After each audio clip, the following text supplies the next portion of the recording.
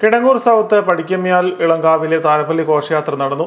കുമ്മണ്ണൂർ നടക്കാങ്കുന്ന് ദേവീ ക്ഷേത്രത്തിൽ നിന്നുമുള്ള എഴുന്നള്ളത്ത് വടക്കേ കുങ്ങൂർപ്പള്ളി ഇല്ലത്ത് എത്തിയതിനു ശേഷമാണ് താലപ്പൊലി ഘോഷയാത്ര ആരംഭിച്ചത്. വാദ്യമേളങ്ങളുടെ അകമ്പടിയോടെയാണ് താലപ്പൊലി ഘോഷയാത്ര പടിക്കമ്യാൽ ഇളങ്കാവിലേക്ക് നീങ്ങിയത്. കിടങ്ങൂർ 140 നമ്പർ NSS കരയോഗത്തിന്റെ ആഭിമുഖ്യത്തിൽ നടന്ന താലപ്പൊലി ഘോഷയാത്രയിൽ നിരവധി ഭക്തർ പങ്കെടുത്തു.